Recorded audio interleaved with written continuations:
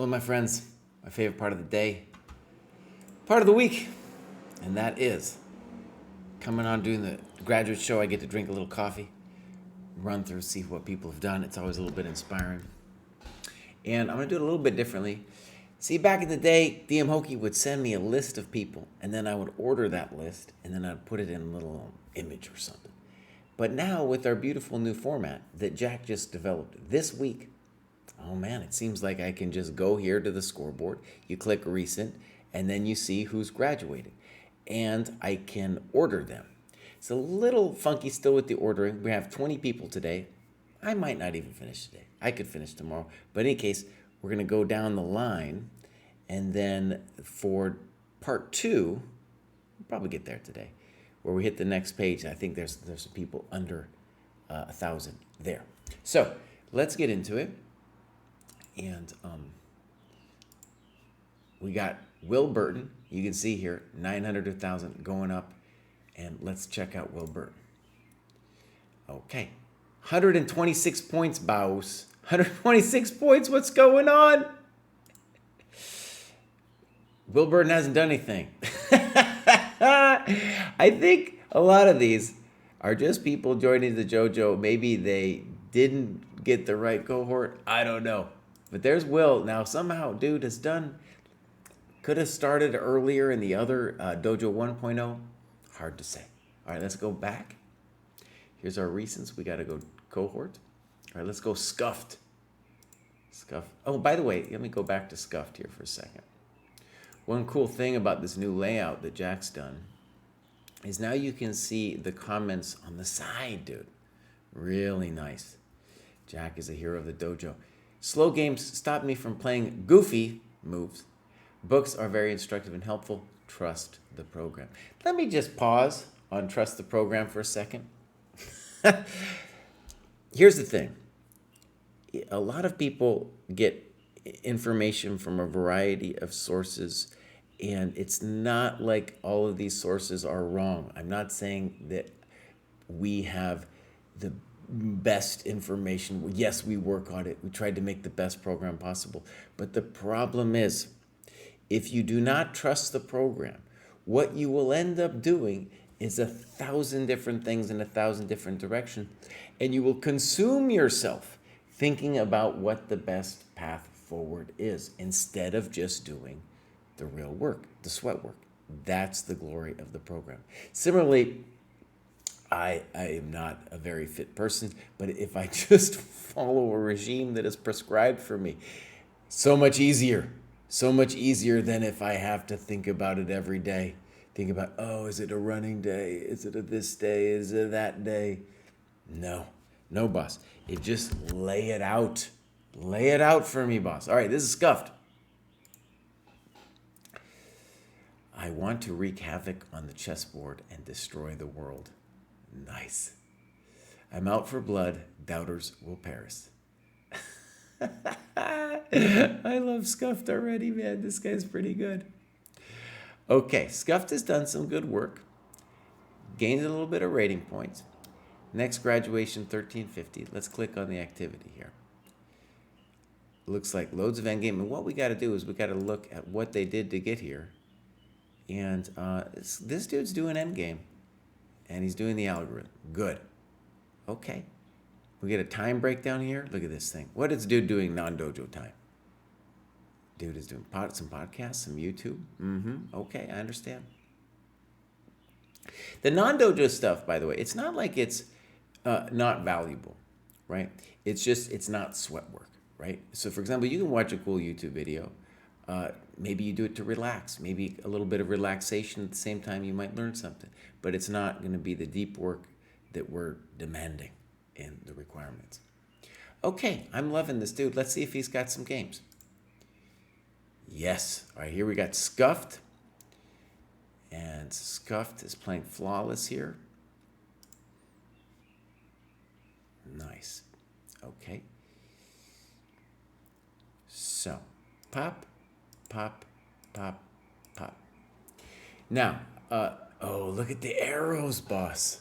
Look at the arrows. Now, this is a technological thing that I'm not sure about, but like, Okay, so I do my work in ChessBase and then bring it here. I don't know where Scuffed did the work, maybe Lee Chess, maybe chess.com. But somehow the arrows have transferred over, and this is the first time I've seen the arrows transfer over, and it's pretty cool. Furthermore, what I like what Scuffed is doing is Scuffed is not following some weird theory, clearly just playing principled chess. Okay, bishop c4. Now, this move, it's funny, like when you play the Sicilian, let's say you play the Sicilian and you like learn some course on it. Until you get to 1300, you're just going to get this. Time after time, e4, bishop c4, every single time. And the reason it's not great is because of e6. And the problem with e6 is you're probably going to get popped with d5. You lose a tempo. And your bishop is also, the scope of the bishop is hemmed with e6. Okay, knight c3, knight f6, e5. Okay, this is a known position. And d5, played by black, is a very fancy move, showing that black is doing some fancy things. The standard reason why this move e5 is incorrect is because after knight g4, queen e2, queen c7, there's no way to save the pawn. And the bummer about it is, like, when my knight lands on e5, it's also going to be talking to the c4 bishop. Okay, now, that said, what is white doing? White is playing principled moves, and it certainly looks principled to play e5. d5, by the way, also a pretty good-looking move. Yeah, good move. Okay, so let's think about this, because I think from Scuff's perspective, the choice was now bishop b5 or ef. And in general, I'm on Scuff's side. I think bishop b5 would be better. If we look at what he says here, I thought about this, but I reasoned it's best to have more pieces in the center rather than having even development. On the contrary, black has 3 pawn islands and a double pawn on the c-file. In a positional, or maybe he means from a positional standpoint, this trade is worth it. I think this is horrendous for white, because look at how strong this bishop is now. Look at it. And the only way I would convince myself that this was reasonable for white is if I could somehow like immediately win this pawn. But I don't think it's going to happen. Like queen e2 and then whack. And then, look at that bishop. Look at that bishop bounce. He's so mad. He's just so mad. So I think you did the right call. And now we have a French structure. Knight d7. And here we have an interesting comment. Had to take here because both knights are attacking my e5 pawn. This trade mitigates the attack. Now, nota bene. Black is not actually threatening that pawn yet. Right? If we take, there's no take because you're pinned, Baus. You pinned. Okay. So snip snop. And now we got to say black is doing pretty good because they've got those beautiful central pawns. d4. Pop, pop. Bishop c5. Queen g4. Very good move. Exclam. Exclam. And that's beautiful. Now, maybe not knowing it, but what's happened here is we have a French structure. Pawn is out on e5. And black has encouraged white's lady to land in front of the king side where white has more power. That is white's side of the board. And now black has some grief. Yeah, so bishop c5, a mistake. Castles, and now bishop h6, I think. Nice move, Baus. Nice. g6, thank you very much. Let's read what dude says. I have a material advantage. Now my goal is to reach the endgame as quickly as possible. But rooks are still weak in this stage of the game. White is better. Dude, this is quality. This is quality notes here, my friends. Because one thing that he really recognizes so important is that It's not over yet. A lot of times you win the exchange and it's, it's getting crushed. But the problem here is exactly what he said. There's no open lines for the rooks yet, and the e5 pawn is weak. I know he didn't say that, but I'm just putting my own words on it now. The e5 pawn is weak, and this bishop is a god. That bishop is a god. This bishop aspires to be a god with a move like bishop a6. So yeah, white is definite. Some people might say that white is technically winning, and I have sympathy for those people. But I know that from a practical perspective, this is difficult business for white. I think that is correct. Queen g7. I don't know about fianchettoing the queen, Bows. Pop, little weird. Little weird. Now, should black have taken the pawn? Yeah. Should we have given him the pawn? No way. No way, Bows. No giving of the pawn. Dude doesn't want it. Okay, let me just say something that is a kind of a misnomer. Now, let me just say, okay, so here we go. What people are told, and there's some reasoning behind this. They're told, hey, Bows, when you're up in material, you should trade. You hear it all the time. And it's, for the most part, pretty good advice. And let's just talk about why it's good advice. Let's say you're up a piece. Okay, in this case, let's use the exchange. So that would be 2 points. If you have a ratio, if you imagine all the pieces, forget about the pawns, because pawns aren't people. And you have a ratio of, let's say, 20 to 18. Now you just imagine 20 dudes in a fight with 18 dudes. Well, maybe the 18 dudes have a shot. Okay, but you start trading them down, and down, it's going to start getting more miserable with the side with less people because of the force ratio. That said, a lot of times what happens is people are so eager to achieve that force ratio that they sacrifice other elements of their position. Okay? And here, honestly, the pawn is already gone. So, Kraai, you have to leave him alone. You have to leave him alone because the pawn is already gone. Okay. Good move. Now we have some problems. Now black is, I think black is, maybe I'd rather be black. That's all I'm saying. Okay. And now black should dream about opening this bad boy up here. Maybe queen c3. I don't understand that move. Queen c3. Okay. Oh, I'm dying. I might be dead. Dude, boss, you had to play e5. You got to play e5, man. It's not even a question. Go. He gives us the god. Oh, no. Okay. So here's some interesting things that both players didn't perceive. And that's beautiful. Good. Absolutely. We want that trade. Oh, that's sad. Good move. Good move. Uh-oh. We're a little lucky to have that. Good move. Is that a good move? Wait, there's a little question mark here. It's a little hot, honestly. It's a little hot because when queen takes c5, it's going to happen no matter what. Okay. So here, it would be good for us to be a little bit better with looking at the other variations. So, for example, queen c5. It's a pretty hot position, my friends. It's a hot position because this is in danger, and this bishop will be it's going to be a force. That thing's going to be a force, my friends. Okay.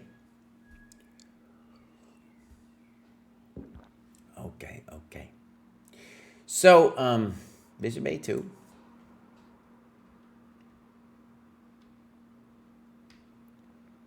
He's not afraid. I'm a little afraid for you, buddy. Check to the miserable king. Check to the miserable king. Check to the miserable king. Ah.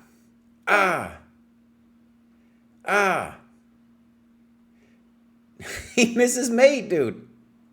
Okay. These people didn't do their Polgar mates. They didn't do their Polgar mates. Oh, man. Lost on time. Well, my friends, that was pretty interesting stuff. So I want to say the good and the bad about this, okay? This is maybe for Scuff to take away. Scuffed boss, some of these early notes, fantastic, dude. Really good notes. Continue to not care about the opening. Continue to just play principled moves. Thinking, pondering this position will do wonders for your chess, because all of a sudden, like, sometimes you have to sacrifice the exchange. And, black is close to full equality. And what we saw is in the game, when you lost the pawn in e5, well, it's like, oh, then we have ourselves a full-on battle. Okay? And so here, we need to protect the pawn. But let me just take the takeaways here. So, look. The main thing that prevents you from winning here, gaining, is tactics. So we have to not give away the pawn, for example. And later, dude needed to mate you. Okay? Dude needed to mate you, right? Polgar mates. Polgar mates. No one believes me when I say it. But it's about visualization, and it's also about mating, right? Okay. Then I think, let me just say, for the prospect of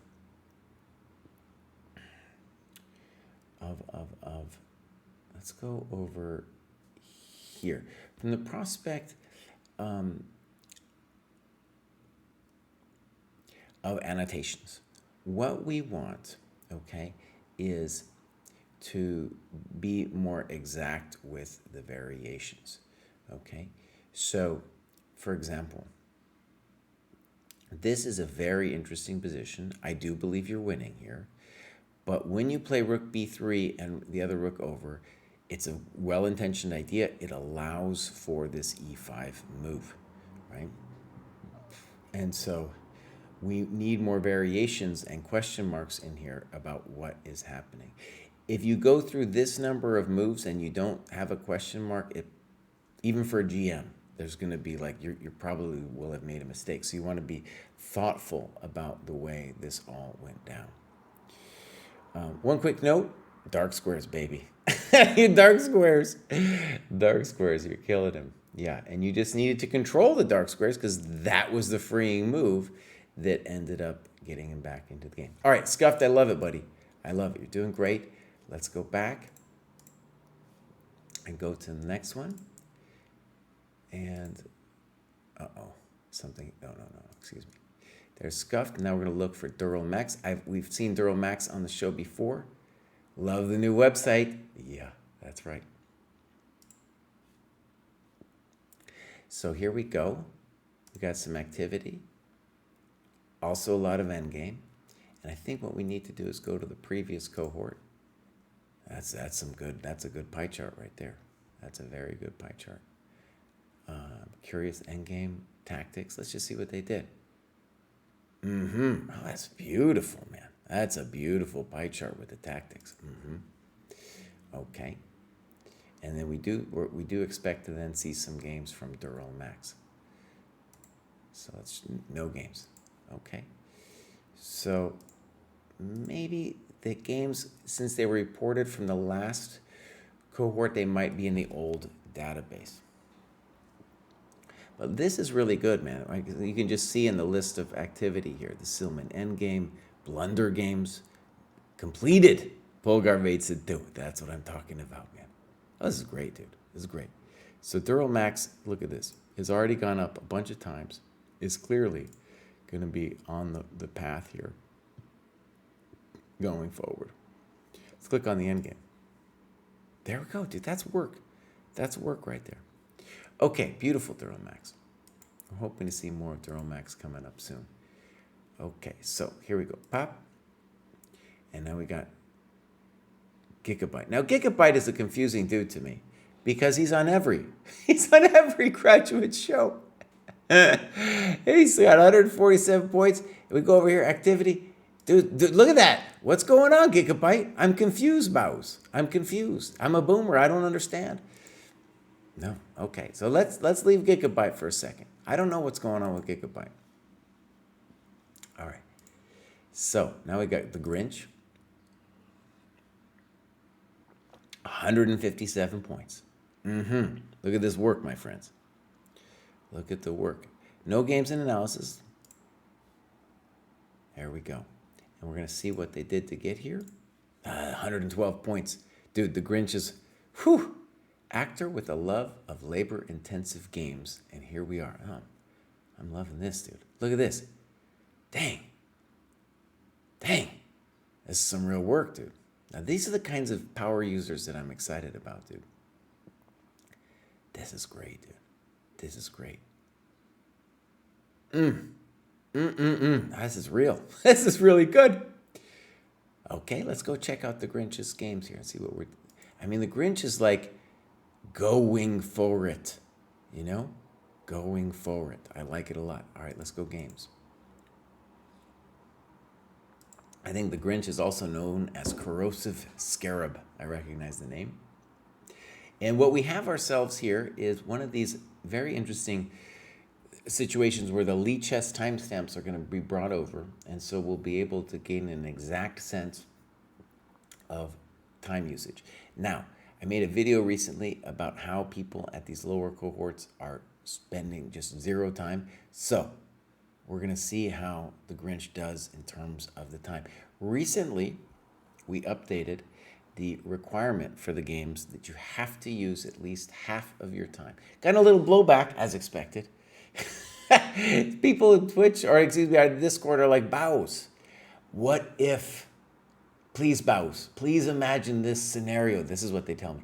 Bows, what if I win quickly and I don't use my time? Now, I have yet to see it in my own games, that if I play somebody who's kind of around my level, let's say 400 points within my level, that it's gonna look like I use half my time. The only time I can imagine it happening in recent memory is like somehow an early draw happened, right? Or maybe the opponent didn't show up. I don't know, But that shouldn't count if the guy didn't show up. And the early draw probably also not the most interesting game to analyze. So we're standing behind the commitment, and it's one of the we have had a lot of positive feedback too. One of my favorite YouTube comments was a dude was saying, "Hey, I was following this, and I just sat on my hands for a second, and lo and behold, I saw something." And that's the way it's going to happen, right? You have to train yourself to slow down. Okay, so here we go. Initial thoughts. Handled myself pretty well. Definitely left some chances on the board and lost some initiative. But won with some good tactics in the end.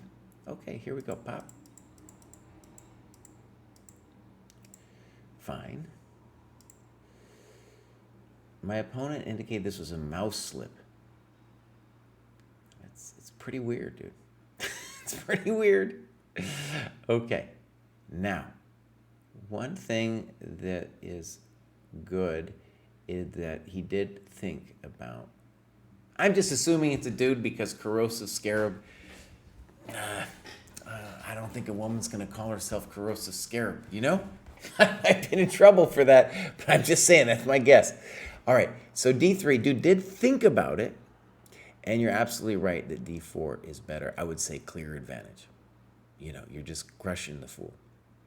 Okay, so but D3, it's a principled move. And we got to say with E6 that the bishop on D7 is now sad. Okay, fine. Yeah, and the bishop on D7 is just like bows. What am I doing here, man? Why'd you put me here? Okay, Queen E2, fine. I think Knight D5 is also interesting. Queen E2 is fine. Queen C7, Knight E4. And I want to give you props for Knight E4 because Once black plays c6, that pawn constrains our knight on c3. And so we do want to move the thing. Okay. Good. Good. You're playing good chess, man. That's all good chess. Put a little pressure. Pop, pop.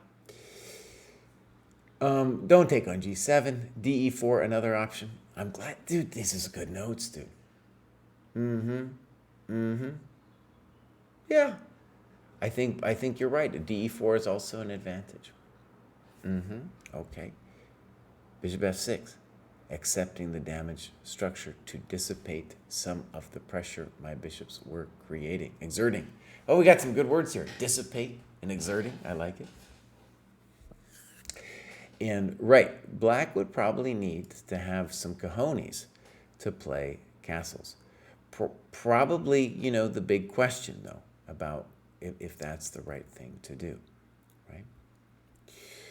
Okay. Now, this is a weird move. I don't understand. Oh, I see what you're saying.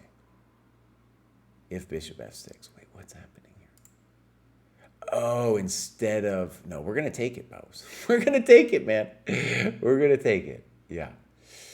And this might be interesting for us to think about what next for white in this position. Like, and maybe just something to think about is that... the knight on b8 is so poor that it suggests that we should have something going against the king. h4 intending knight g5 is a thought, for example. Knight e5 is another obvious thought. Maybe queen g4. We have options. Okay, so bishop f6, snip snap. It's not just the loss of the pawns, it's the fact that that was their good bishop. Queen h4. Probably fine. Yeah, I like that move. Okay, now let's castle, Bows. Okay, good. I don't know. Okay. All right, now we need a good move. Fine, dude. Fine. Clearly attempting to castle along. He's in trouble. Dude is in trouble. Good move. Now we want to see something like knight d4. Okay. Now, something I want to say, I want to give praise to both players in that they are thinking in this game. You can see it in the timestamps. These are not some chumps who are unable to think either because they don't know how to think or because they're distracted on the internet, which is what I see a lot of, right? Both sides are thinking. We're just going to say that this move looks crushing because knight f5, I mean, I don't know about. That's going to hurt, buddy. That one's going to hurt. Okay, so c3. Okay. It has to be a good move. Good. And now if you want, you can win a pawn. Something I want to stress about this position is that black's problem is the bishop. That's the guy's problem in this position. Now, b5 was played pretty quickly, and you don't have forever in terms of time. Let me just say something. As you know, when you go up the dojo ladder, you get to spend more time as a requirement. You could play longer games too at this level. It's just you're not absolutely required to do it yet. It's clear, though, that white is beginning to think, as is black, in their games, and it's time to, use the time. Because, right, it's very interesting. So one of the problems when we don't have time to think during the game is then it's like, well, when we're analyzing the game, it's kind of hard to take it that seriously when we're analyzing it, right? Okay, this is a fascinating position, and we have a problem with the pawn, and it would be good to talk about the dynamics. Personally, it seems that this knight is amazing and deserves to win the game, but it's not so simple. All right, I like this, and in principle, I like this. Queen c5.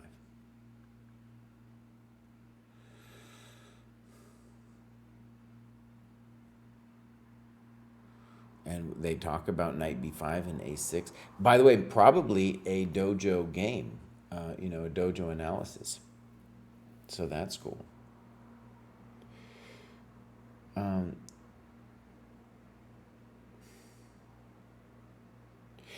Right. I don't really want to take on b5 either, but if knight c2 is our option, then I don't like that, right? I don't like that. So the weird thing about knight b5 is it's a little bit like desperation now because we just don't want to play knight c2. The knight's not doing anything on c2. So first of all, what we should say is that this move was a mistake. It looks correct, but we got to say that's a mistake, right? And we can do a variety of moves here. We can play queen c3. Knight e5 can't be bad. If we wanted to be a real chump, we could play a5, but there's no need to do it yet. Rook ac1. We have a lot of different moves in this position. And we should be winning because of our better king and the dark square control and this chump here, right? So some variations here maybe for white, and definitely a question mark for knight d4, because yes, queen c5, it's a little bit unpleasant for a peasant. And this is some good questioning where in the analysis afterwards, you should definitely ask yourself, well, was it possible for me to do this? Because in addition to d4, there's also the question, well, maybe rook ac1. And then, there's some questions here. There's some real questions. Because imagine, I don't know where the queen doesn't have any great squares. And then I say, bam! My knight's getting out. I got tacos. I got tacos.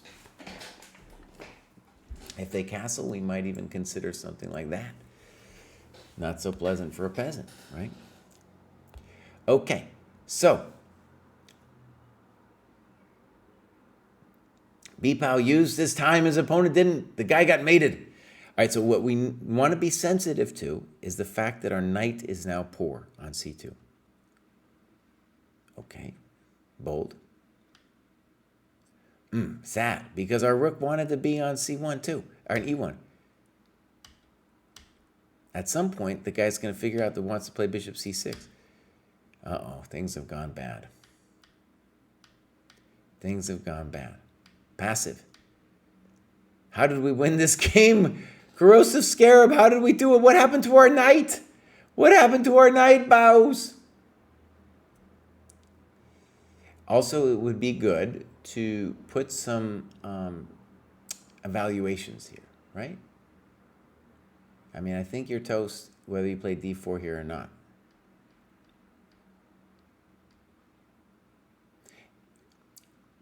Okay, f3. This one's an interesting move, maybe a mistake in the sense that you're actually blocking the scope of your bishop when you do this. So maybe a simpler way for black is to play like queen g6, go to the end game. Because now the queen h3 isn't a threat. Oh, he's just hanging stuff. Very good. Now look, the tables have turned. Tables have turned. That's got to be a good move. That's got to be a question. Check to the miserable pawn. There we go, Bows. Check. Check. There we go. Okay, dude.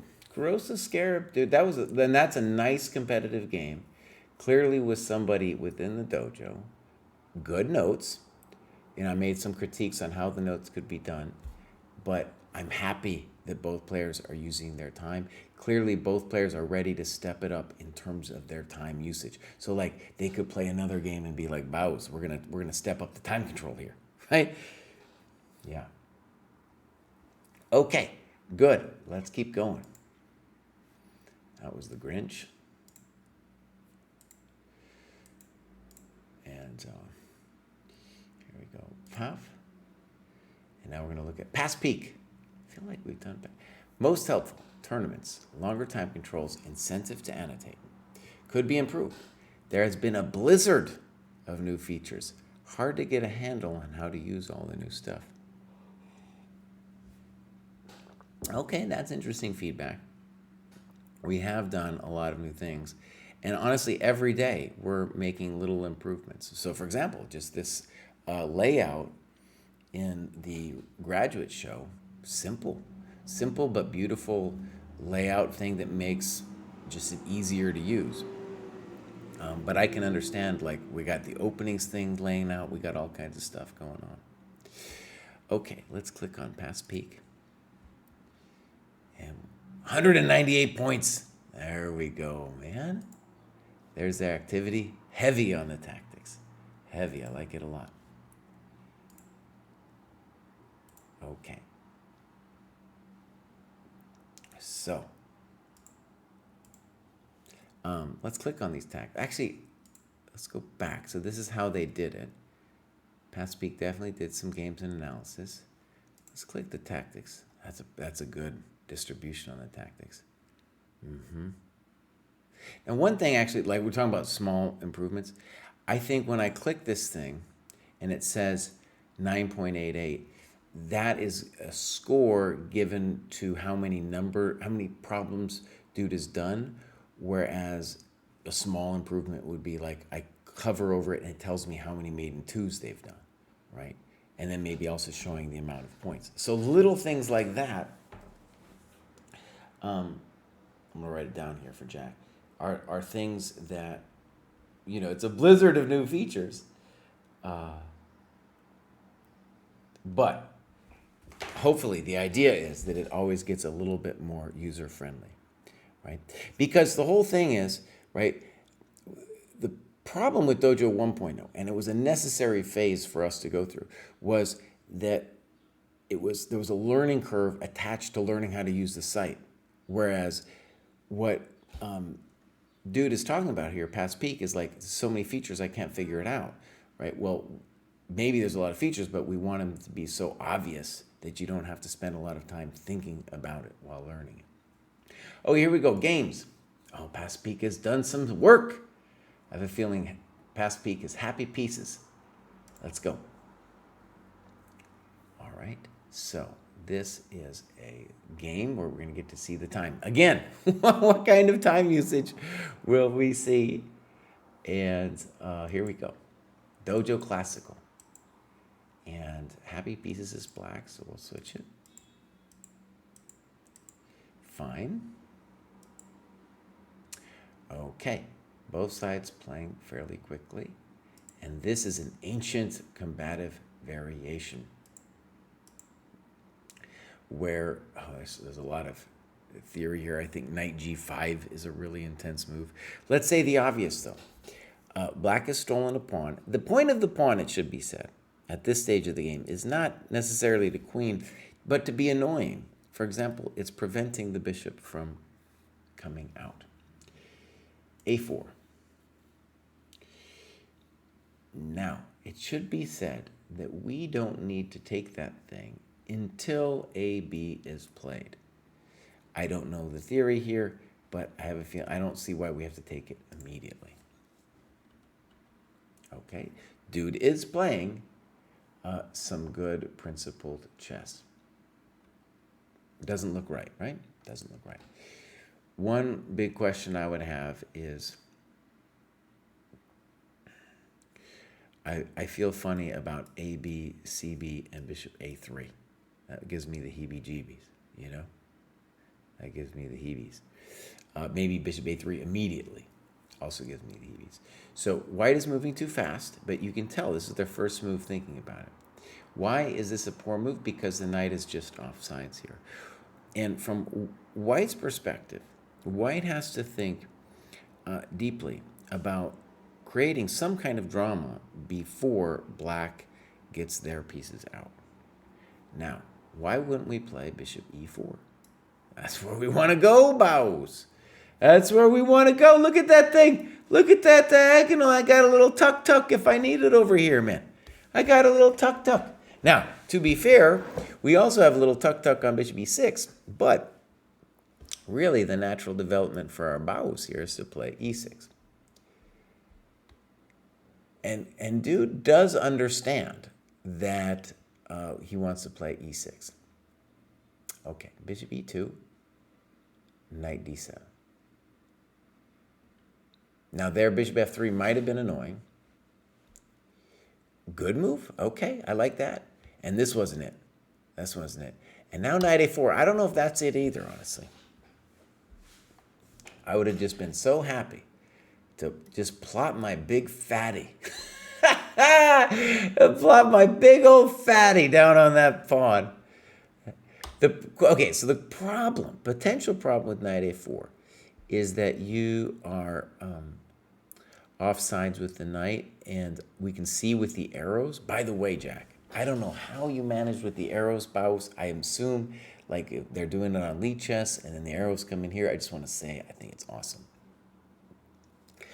Okay, the issue here is also a little bit in terms of your intention. I don't think, Baus, that you want to be taking that pawn anytime soon. No, no, no, no, no, no, no. No, no, no. You need to develop. You need to develop ASAP. ASAP development needs to happen. And I'm definitely worried for your soul at this point in the game. For example, Papos, Rapos, and then, I don't know, Federico the F-pawn. We got a great new thing that Chess for Coffee created for us with Federico the F-pawn. Anyways, Federico the F-pawn is an angry dude in this situation. Whereas if you just put your knight on d5, he has to at least deal with it. And then maybe we're going to live, right? Okay, queen c2, probably not the most fancy. Oh, you did it. You did it. Queen a5, clear advantage. Now, notice, both sides moving way too fast. And he says, up 2 pawns now. This will prove decisive in the endgame. Interestingly, I think black is maybe lost here. It's definitely not correct to take the pawn. I get it. It might not be obvious why, but the reason is if he just defends like he does, now it's going to be really, black has to spend more time disentangling, and f4 is going to happen. There it comes, my friends. Yeah. No. No.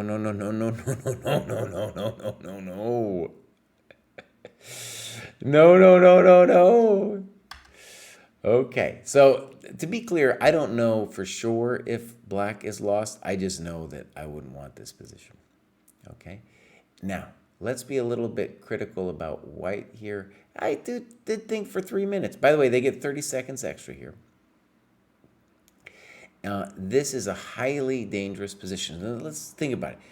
In terms of force count, okay, the issue is that this knight isn't helping in the middle. If you castle, there's obviously long-term drama over there too. Maybe you're gonna end up going that way anyway, but I'm just saying there's a little drama involved.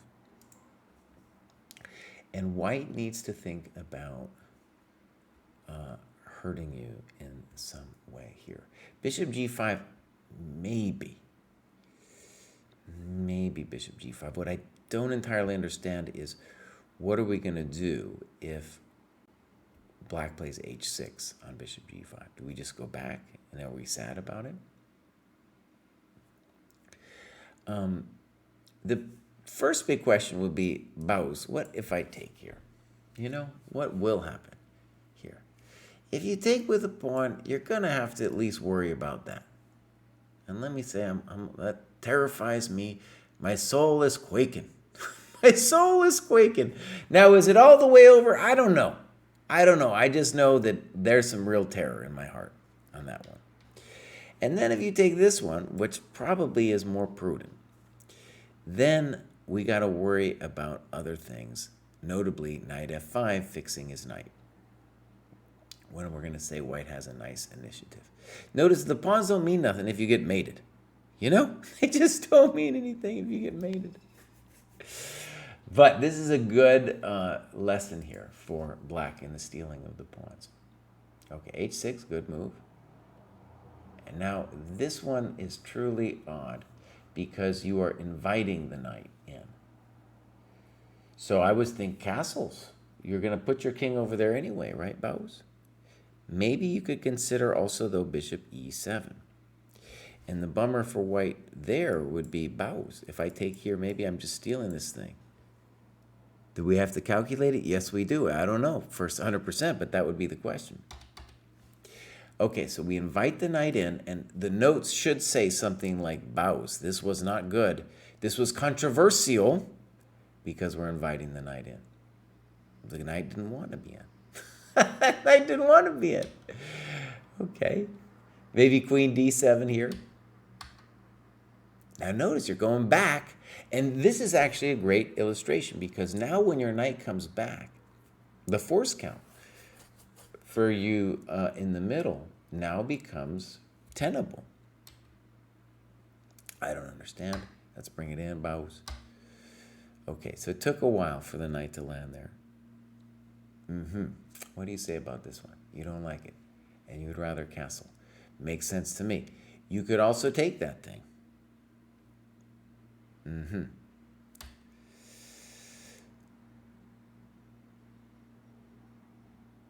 Now, I have sympathy for him not wanting to do knight d6. By the way, now I think you are better. I know I was criticizing your position earlier, but now that your opponent wasted time and let your knight get back, I think you're doing fine. Good, dude. Good. Now you're just calmly playing the position. Very good. Thank you very much. I don't know what white's doing. Good move. Okay. Okay. White doesn't have a plan. Now you do. You got a plan, buddy. There you go, bud. There we go. There we go. And you say minus plus. Okay. Now you're playing with cojones. This is some real cojones. White should never trade. Okay. Now we're going to see if you finished him off. Dude, beautiful play. I don't know about allowing him in, though. This was a problem. So in this position, you needed to say, bows. I need to do something like rook h5. You need to prevent rook f6, by all means. Do not, oh, he didn't take it. Now you need to play f6 here, buddy. You need to play f6. You cannot allow rook f6. He needs to play rook f6. He's not doing it. There you go. Good. Now you're in charge. Actually, he could have at least, I don't know, it might be a little complicated with rook a f1. So, a couple quick notes here. I get it. You did some great analysis here. One of the things we see in the annotations is often we'll get stronger annotations at the beginning, and then it'll kind of peter off in the endgame when, honestly, this is where it truly gets interesting. There's some real hectic stuff going on right here. And by analyzing it, that's how we're going to get good at the endgame. So, for example, in this position, dude must consider rook a f1, and then we need to think about what we're going to do because it's pretty hectic at that point. If dude just plays king d2, well, what are we talking about? We just collapse the center. Thank you very much. Time to resign, right? That's a lot of pawns, by the way. That's a lot of pawns. Yeah, that ain't going to do it, buddy. That ain't going to do it. Okay, so pass peak. Beautiful, bows. Beautiful. By the way, sometimes I'm not as attentive to the chat as I should be, okay? So I apologize for that. Grinch is in the Grinch is in the house. Okay. So there's past peak. Actually, I'm just going to go recent. And we're going to click new cohort. Okay, so that was past peak. Let's look into SEP. Activity. And we'll go to the last one. Okay, good. What do they do if it's not non-dojo? Some blitz, some rapid. Nice, dude. Okay. And some non-dojo tactics. And then they're doing some endgame, some tactics. First book of Morphe, great. One of the things I want to say is, so every cohort has a book, right? And every cohort has the ability to hang out together and study the book. And one of the things about this cohort is that they have been really going for it, meeting up and going through the book. Fantastic, really good. And I encourage you even to take the time with it, right? You don't have to be in a rush to finish it. It's a really great way to learn. Also in a kind of a fun and cool way, right? And I think a lot of people, especially the extroverts of the world, which I'm not one of them, prefer to learn chess that way. You know, you're hanging out with some friends, make some jokes about what's going on, think about what's happening in the position, maybe spar a little bit or debate, trying to express your ideas. So I'm really pumped about that. Anyways, that's an example of a book where people have been going for it. Some of the other cohorts, I think, have been doing it less. And so we're really trying to get those book groups going. No games from Sep. DM Hokey subscribed with Prime.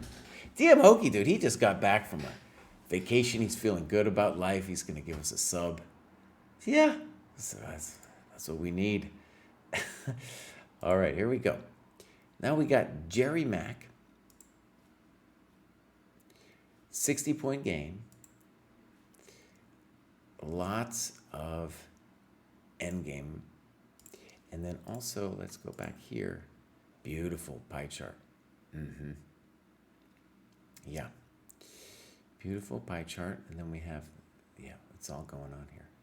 All right, so good. Let's see if Jerry Mack has got a game for us. There we go, Jerry Mack. Okay. So, Sicilian. Fine. D5. Okay. So, I don't know. This is generally thought to be terrible to play D5 here. And I think you kind of nail it. Let's see if you do. So, pop, pop, pop. This is a problem. This is a problem. And that also seems to be a problem. Good. You refuted it. So notice, my man, that you don't know any theory, but you refuted this D5 move. Yeah. Maybe just a quick note. If you imagine the French, and you're like, French, what does this have to do with anything? In this position, it is possible to play C5. Notice that the knight is silly here. The position we get here is after D5, it's that same French position. It's the same thing, right? So the problem, though, is white's up too much in development here, and it's not going to be easy to hold the position, and here we lose a pawn. Okay, so good job, Jerry Mack, and this was played in over-the-board game 30. Good. That can't be it. Check to the miserable king. I think that's a good move, man. Yeah, good move. Now we're going to get an endgame. Beautiful. Now, one thing about this position I really want to stress is you should try, if you can, it's not always possible, but if you can, you want to really try to not castle once you get to the endgame, okay? Because ultimately the king is going to need to develop itself by coming back, right?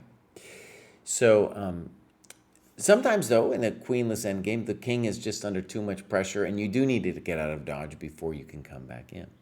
This one, at least my intuition is we should play a move like bishop d2 and consider maybe next move playing f3. And then if we're going to castle, we should probably play this direction because then the king will be closer to El Centro. Good. Beautiful, dude. Beautiful. Oh, look at this. So fine. So fine. I prefer b3 here because the knight controls the d2 square.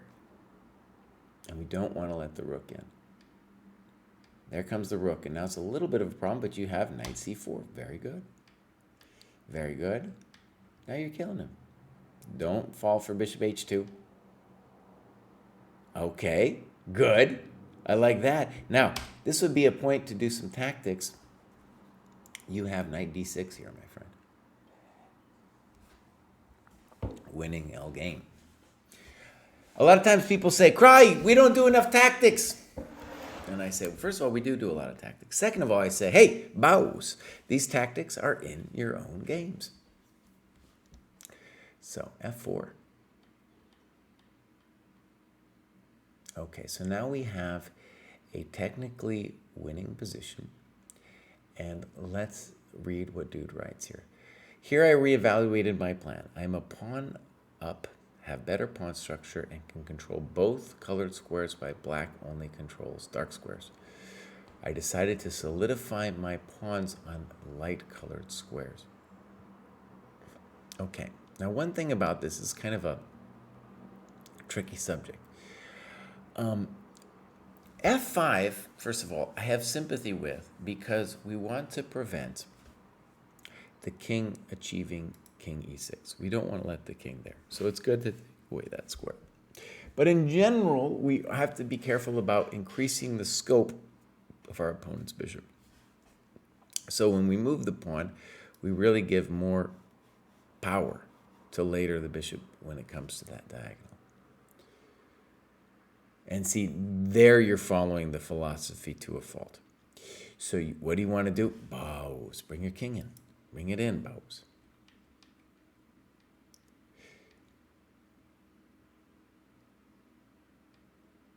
It's getting hot.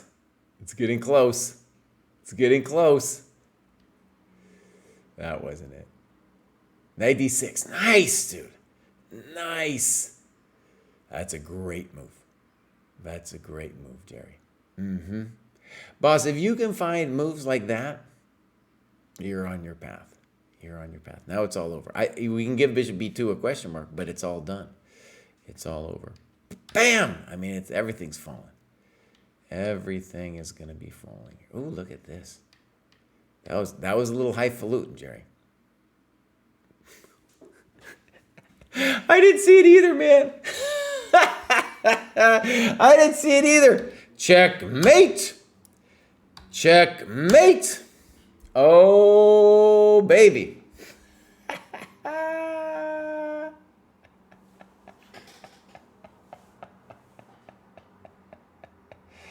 Oh, man. Holy moly. Yeah. So let's just say things got a little hectic here, and you didn't need to play g5, right? You didn't need to do it. It got really hot for a second, man. Boom, boom, boom, boom,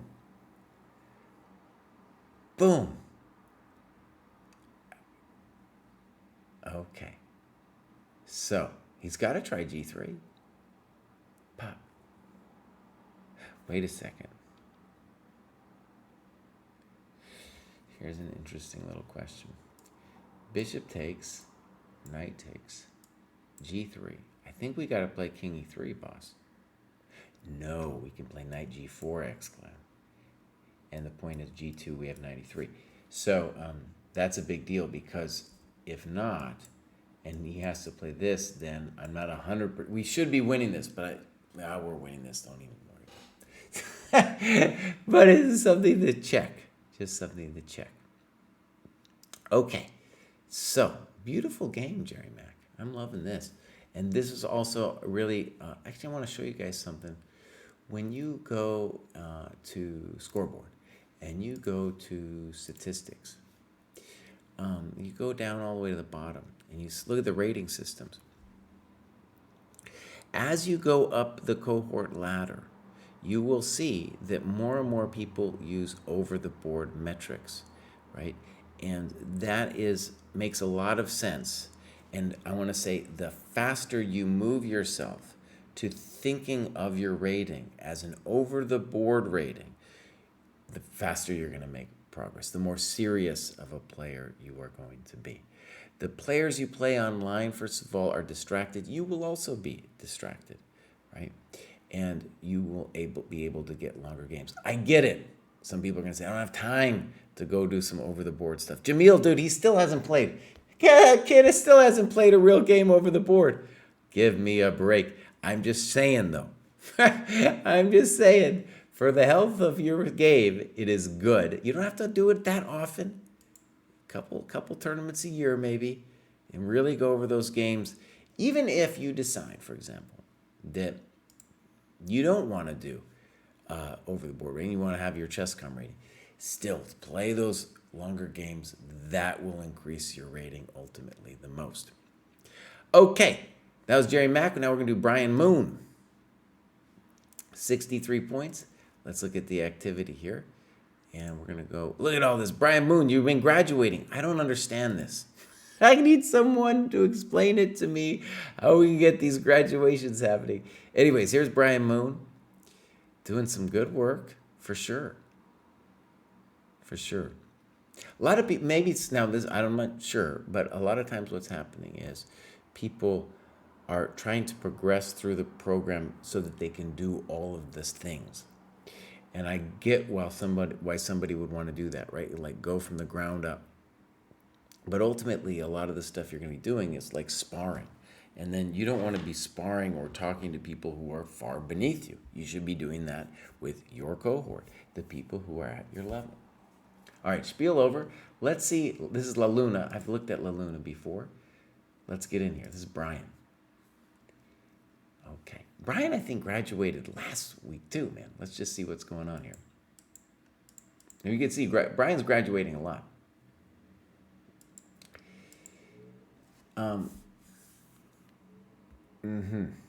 Now I gotta say, E4 is a good move. Obviously, black is kind of blowing it here, but E4 can't be bad, right? And D5 maybe makes your life easier, but knight of 3, that's a good move. And now this looks very sus. Pop. And I think your notes are great here because what you're saying there earlier, what I took away from it, was that you were thinking about like the ideal structure of the pawns, i.e. you don't want to move your pawns. And to avoid moving them, you now do something kind of highfalutin, which has potential to go wrong. But it looks like you calculated this fine. C6, correct. On B5, we should put in our notes that on B5 we have this move. We might even have that move. But at the very minimum, we have Queen A6. We should put that in the notes because that's where it gets a little scary to me. C6, pop. So let me just say something about pawns aren't people. By the way, you can buy Chess Dojo merch that says Chess Dojo in the front and pawns aren't people in the back. I got one myself. I should be wearing it. Bows, where's your shirt? So notice what you did. This is a pawns are people moment. So to keep your structure, you are going to solve black's worst piece, which is this guy. Once you solve that piece, then this pawn will be able to move. Thank you very much. And then their position won't be nearly as bad as they deserve it to be. Okay, I don't know why they wouldn't play E6, but okay. I went back and forth on which rook to play here. This, by the way, is what we call a Grunfeld structure. And the thing to talk about is really to think about good pieces and bad pieces. So this piece needs a life. This piece needs a life. This piece needs to get out of the way of this piece. This has got to be a poor move because dude is setting himself up in a way that's going to enable some kind of knight d5 hop. Okay, so queen c7. Definitely, just in general, don't put your business right there on the file. Frustrating move. I had already noted that we only had dark square bishop, and that meant I should aim for pawns on light squares. d4 was a better option. I panicked in the face of queen h2. I want to give e5 some props, though, because you're blunting their bishop. You are dislodging their knight. The knight cannot go here because of this. It would have been nicer for the queen to be on this square, and then the knight could have gone to d5. Now, however, the knight will get dislodged, and you correctly play bishop f4. You're doing great. You're doing great. Is this knight a chump? Absolutely. Should this queen now move and to dream about that kind of thing? Absolutely. Okay. Passive. Complete passivity. Okay, now bishop g3 makes no sense to me. Why would we do it? Now, notice that white is moving pretty quick here. And we don't have forever, but we definitely want to think about our pieces for a second. So there's a couple ideas that white could do, but the simplest is to say bows. My knight, not a good dude. Not a good dude. So I can either bring him in here and then plop him down, or I can play knight b5 and then plop the dude down. You know? Beautiful. Fix the worst piece. So here's a great thing. Would really help for Brian's future progress is to stop being overly focused on your pawns. It's about your pieces. It's about your pieces. And you kind of get it because you were like, dark squares, I don't want it for my bishop, you know. But this dude, he's got prospects, you know. And even if this guy's not so strong, right now he could be like a helicopter parent, you know, and live through the dreams of his child there on d6. That's what helicopter parents do, my friend. Okay. Now here you just blundered a tactic. Bam! Give me that pawn, baby. Give me that pawn.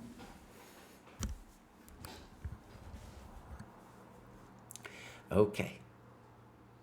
So, give me that pawn. I'm thirsty. This guy's just yard sailing it now. The open pawn distracted me so much I forgot the plan when moving the queen to e2.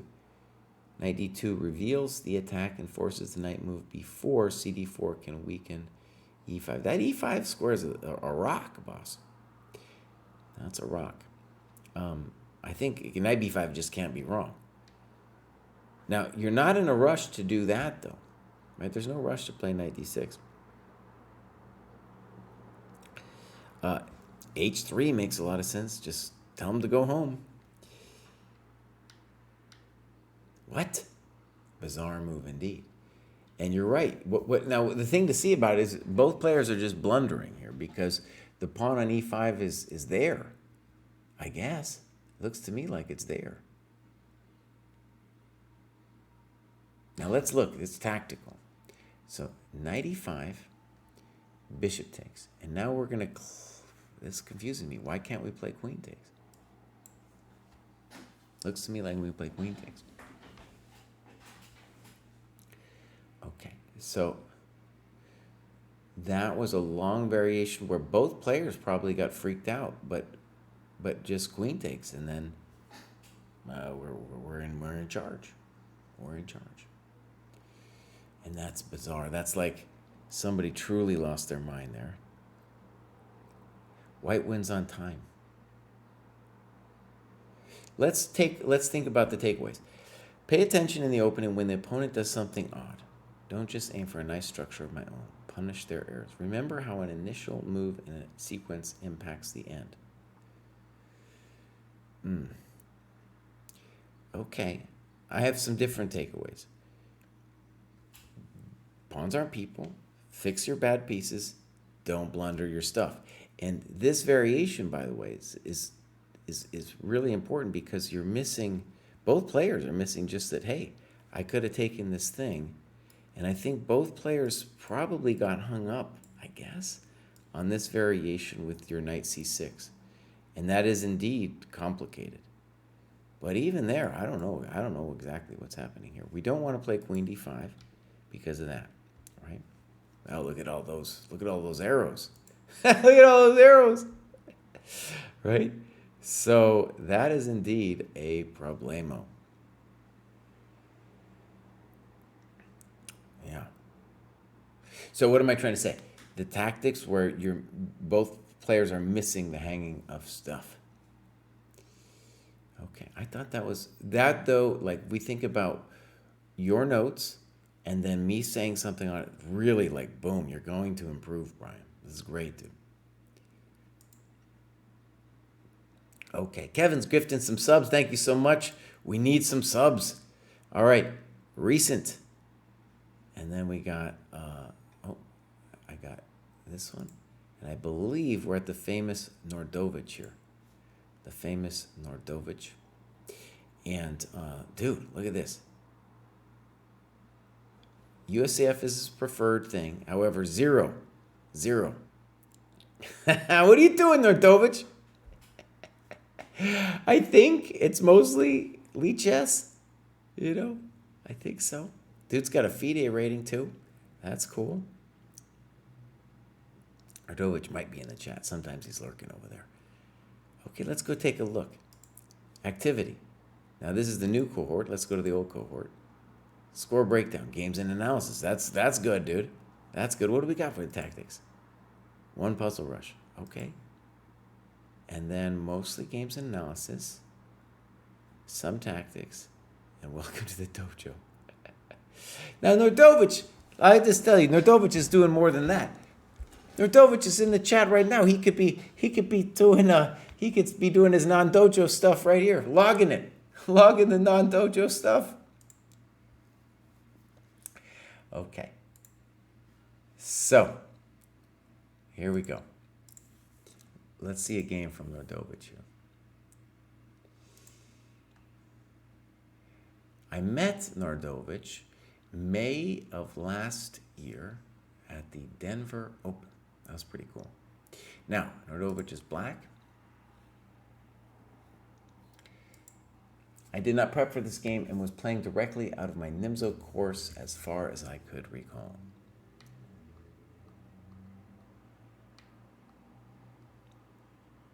Okay, on this move I was out of book.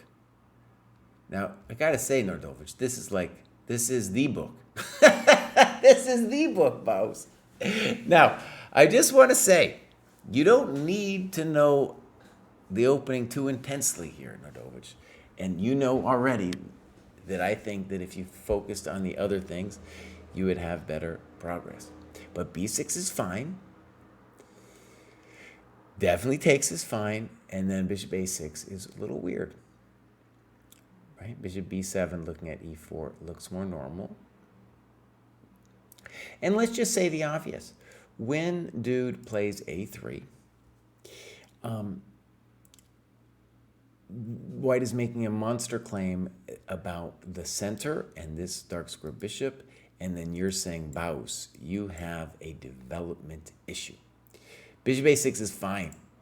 Bishop d3, and then I want to show you a cool trick. In this position, you should think about knight c6, intending knight a5, crushing this pawn. Okay, d5 isn't horrendous. And the issue that we have to say, okay, is that when you play this way, first you relieve him of the weak pawn on c4, which is also a weak square, and you encourage the primary dream of the white position, which is to open up the position for the bishops, in particular this bad boy. He's an unopposed beast, and if he achieves freedom, then we got some issues. Okay, so pop, knight takes d5. I like these notes, Nordovich. ed5, black is equalized, and the dark square bishop is actually in a tough spot. Good, good. Now, one thing I want you to see is that your knight is also in a tough spot, this one. Okay, but I like this much better, and I like that you are being sensitive to the fact that we need to constrain this dude from achieving a break somehow like this, which probably going to happen now that we get this position.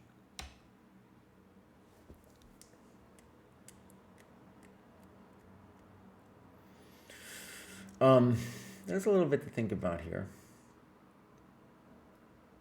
c4 looks fine. You could do any number of things. You could also play like this, pop, pop, pop, and I don't think you can do that because of that, and the coconuts get touched, right? But okay, c4.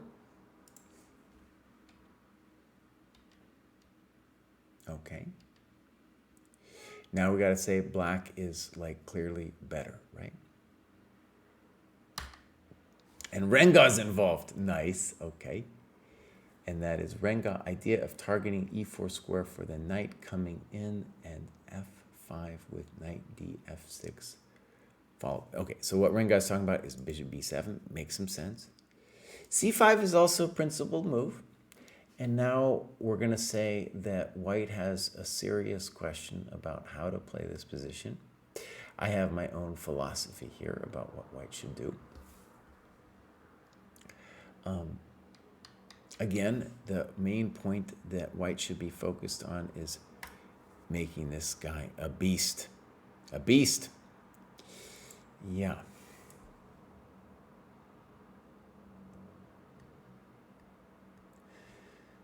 Well, it's not super simple, honestly. I thought it was simple, but here, let's see, queen c2. Definitely we don't want to do that in terms of we being white. So one interesting question for me is, let's say we go d5, pop, pop. Let's say pop, pop.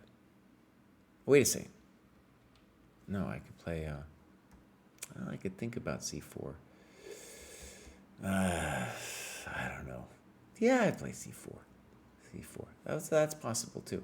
So this is an interesting position where I believe in white, but dude, you're just playing some reasonable chess in the sense that you're just making logical moves, right? And white has to figure it out. Maybe that's okay. The queen will eventually not be happy, though, on the c file, because you can play a move like rook c8. You know I don't like it. You know I don't like it. It's not even, he wasn't threatened yet, Bows. Good move. And now we should definitely be thinking about d5. Poor move. Because now, let's think about why this is poor.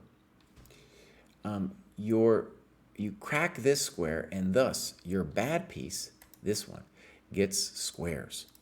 Critical. So now I think you're better. Now you can play either knight e5 or knight c5.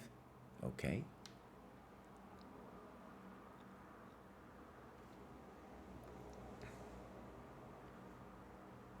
Nordovich, we want more notes here, buddy. This is a complicated position, and we need some more notes about what is happening here. I would call this the critical moment, and I think that's a question. You know? I got questions. I got questions. You're definitely doing great here. But notice when this goes down, now you're queen. I didn't want to do that.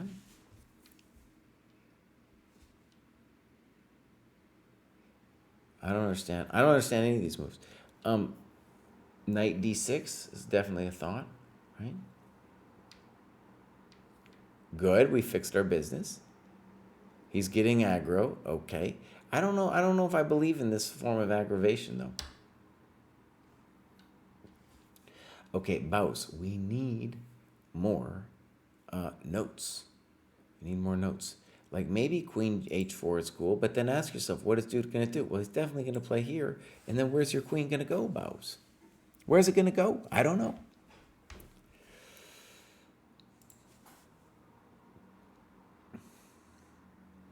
The attack on my king feels disorganized and should be no issue at this point. Well, maybe, but I'm scared. I'm a little scared, man. So, for example, on king h8, dude should definitely play queen h5. Bring the lady in. You know, bring the lady in. Also, what am I saying? Knight d6 is also a clear thought. So, if I was going to do this, I would say, first of all, this guy's got to go. We can't allow knight d6. And this is hot. This is hot, Nordovich. This isn't some simple pimple waiting to call a jimple. He is coming in. I don't think queen h4 works. And we got ourselves a game on our hands.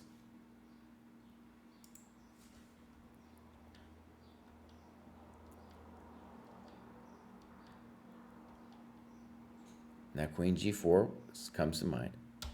Good. Okay. So now we're going to say white is clearly better. And rook h6 and bishop h6 look good. Pat. Good move. Queen g5. Check to the miserable king. Oh, damn. Damn.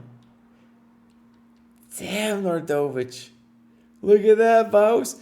I talking smack about Nordovich this whole time, and then look what he does. Look what this does. Bam, bam. No, he didn't have it, Nicholas. He didn't have it because the queen is controlling the d1 square. It was a dirty trick.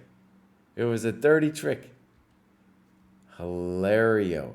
So here, we can say rook h6 was cleaner, for sure. Might as well do it with the tempo, Bows. Wow, Nordovich. And this is really the standard millennial trick, dude. He got it, man. Bam! Oh, and holy moly, this is Tuesday Night Marathon Mechanics Institute, my old home. So let me just say, Nordovich was hanging out in Denver, moved to the Bay Area, and then he did this to some poor fool. Welcome to the dojo. That's right, my friends. Welcome to the dojo. I'll tell you, that was a cold shower. That was a cold shower right there, my friends. All right. I think what I'm going to do is I'm going to break up this show into two.